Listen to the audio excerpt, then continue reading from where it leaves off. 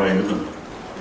Yeah, now, here's the thing. We've got a bin up in our top car park, the Tammy's bin, and the reason that's there is so you can get rid of the stuff you don't want.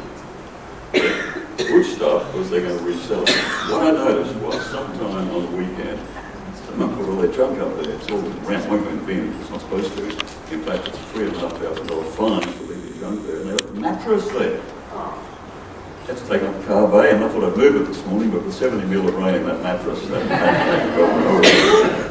I need a gang of people to help me shift that.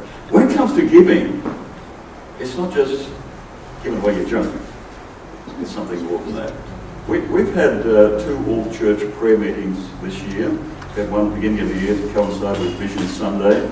We had another one on the 10th of April, and that coincided actually with us rejigging the church's finances from Westpac to Church of Christ Bank called BEMF. And the next one is on the 24th of July. And such a good attendance at the last prayer meeting. This place was pretty much filled, so I just want to encourage you to come to the 24th of July prayer meeting. You'll hear much more about that. But at the meeting, the prayer meeting on the 10th of April, I was talking to one of our ladies afterwards, and we had been talking during the prayer meeting. It was really about around the church's finances, that prayer meeting. And talking about tithe, this lady came up to me from our church, and she's here this morning, and she said, you know, as a family we went through a tough time where we're just one income, and we've been used to 2, but we continue to tithe. She said, I'd like to give a testimonial to that sometime. Well, I didn't forget that. I don't know if she thought I did, but last Sunday I reminded her that I hadn't forgotten her. And she's here today, and she's coming up to share with us. Michelle and I give a big round of applause.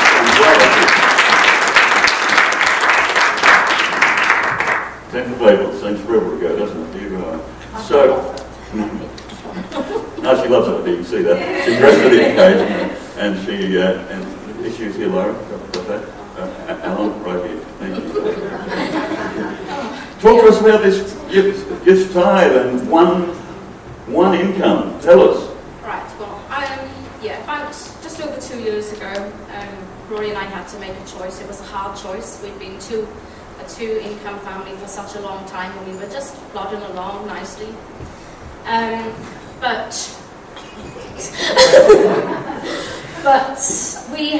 the decision had to be made, and it really wasn't a decision at all, because we have a son who needed some clinical intervention. That clinical intervention would have cost us a lot of money, but also a lot of time away from my work. So I, with Rory's blessing, left a job, and we ended up with just 1 wage. And it was, the thought was horrendous. What were we going to do? But I knew it was the right thing because we both had a lot of peace. So, here we go. Let's fast forward. God has provided every single thing that we have needed. Don't confuse that with what we thought we needed or what we wanted, because that wasn't the case. But every single thing that we needed, He provided for. We have paid all our bills on time without any credit cards. We paid our mortgage on time without any credit cards. But the biggest thing for me was one of the intervention strategies that one of our children needed was going to cost us a few $1,000s, and we just didn't have that money.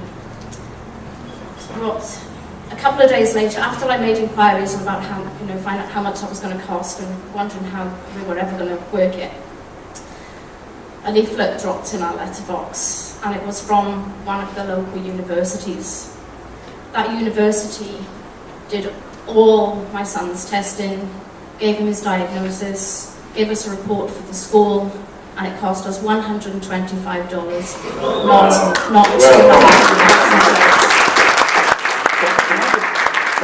A lot of people don't get this. When we say tithe, they think that means giving whatever you feel like giving, right?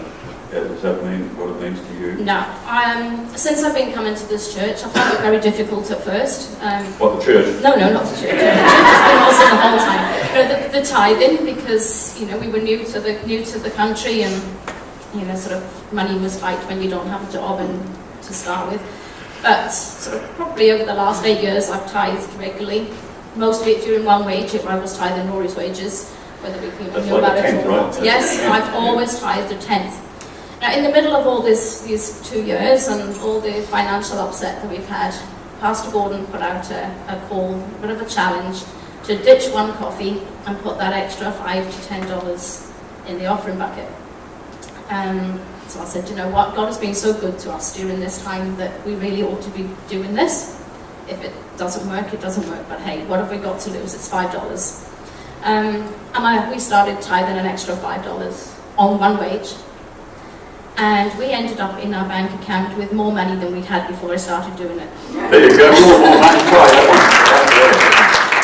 So there's a whole lot more to this story, but I think that should bless you. That, you know, we really need to be doing what God has asked us to do and do it faithfully.